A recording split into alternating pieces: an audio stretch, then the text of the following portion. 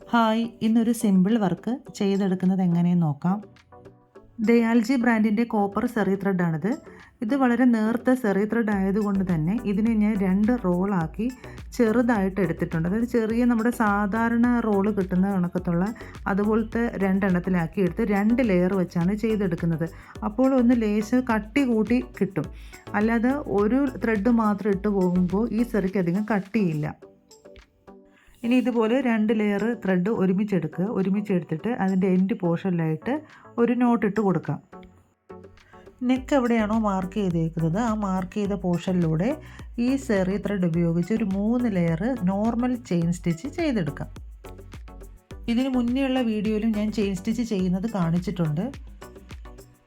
Blouse work ഇതുപോലെ start ചെയ്യുന്ന സമയത്ത് ആദ്യം സെറി എടുത്തിട്ട് തൊട്ടടുത്ത് വീണ്ടും ഒരു സ്റ്റിച്ച് കൊടുക്കുക. ആ സ്റ്റിച്ച് കൊടുത്ത ആ 2 സെറിയും കൂടി പുറകോട്ട് ഇതുപോലെ ഒന്ന് സ്ട്രെച്ച് ചെയ്ത് പിടിക്കുക. അപ്പോൾ അവിടെ ഒരു കെട്ട് വീഴും.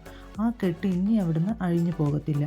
ആ അഴിഞ്ഞു പോകാതെ ഇനി ബാക്കി ആ ലൈനിലൂടെ ചെയിൻ ഇട്ട് കണ്ടിന്യൂസ് ആയിട്ടൊരു 3 ലെയർ ചെയ്തങ്ങ് എടുക്കാവുന്നതാണ്.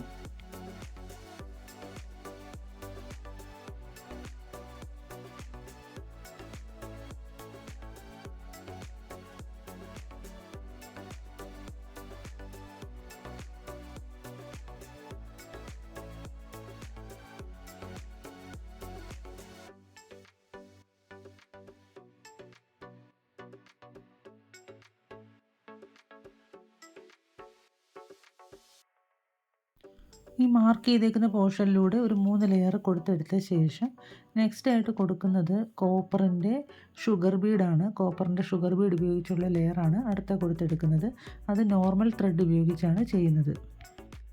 2 ബീഡ് വെച്ചാണ് ഷുഗർ ബീഡിൻ്റെ ലെയർ സ്റ്റിച്ച് ചെയ്തെടുക്കുന്നത്.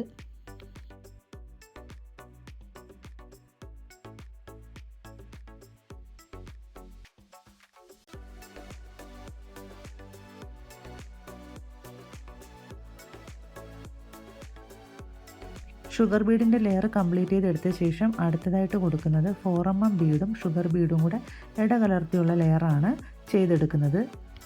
ഒരു ഷുഗർ ബീഡും ഒരു 4mm ബീഡും വെച്ചാണ് ഓരോരോ സ്റ്റിച്ച് ചെയ്തെടുക്കുന്നത്. 2 ബീഡാണ് ഒരു സ്റ്റിച്ചിൽ വരുന്നത്.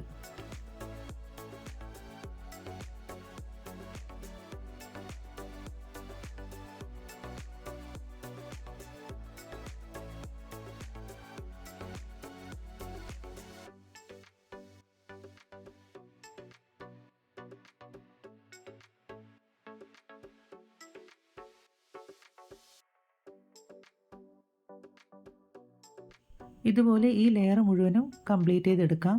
അതിനുശേഷം അടുത്തതായിട്ട് വീണ്ടും കൊടുക്കുന്നത് ഷുഗർ ബീഡിൻ്റെ ലെയർ തന്നെയാണ്. ഫസ്റ്റ് ഇട്ട ലെയർ തന്നെയാണ് വീണ്ടും കൊടുക്കുന്നത്. ഫസ്റ്റ് ഇട്ട ലെയർ തന്നെയാണ് മൂന്നാമതും കൊടുക്കുന്നതായതുകൊണ്ടാണ് അത് സ്പീഡിന് കാണിക്കുന്നത്. ഇതുപോലെ മൂന്നാമത്തെ ലെയറും കംപ്ലീറ്റ് ചെയ്തെടുത്ത ശേഷം അടുത്തതായി ഒരു ടേപ്പ് എടുക്കുക. ടേപ്പ് എടുത്തിട്ട് മുകളിൽ നിന്ന് 1 ഇഞ്ച് വിടുക. അതിനുശേഷം 2 ഇഞ്ച് ഗ്യാപ്പിൽ ഒരു മാർക്ക് ചെയ്ത് വയ്ക്കുക.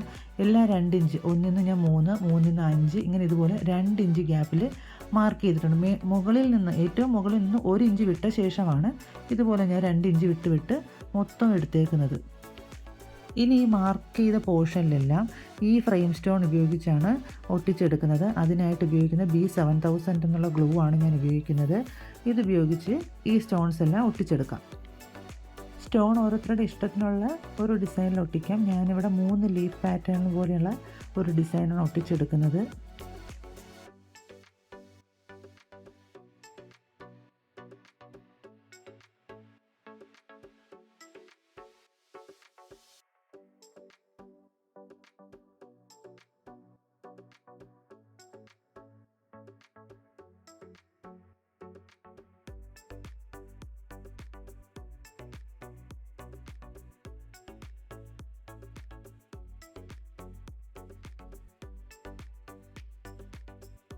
ഇതെല്ലാം ഒട്ടിച്ചെടുത്ത് ഡ്രൈ ആയതിനു ശേഷം ഇനി ഇതിൻ്റെ ഫൈനൽ ലുക്ക് ഈ കാണിക്കുന്ന പോലെയാണ്.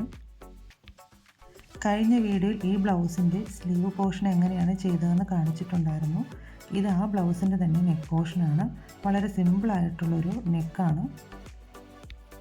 ഈ സിമ്പിൾ വർക്ക് ഇഷ്ടമായിട്ടുണ്ടെങ്കിൽ എല്ലാവരും ലൈക്ക് ചെയ്യുക, ഷെയർ ചെയ്യുക, സബ്സ്ക്രൈബ് ചെയ്യുക.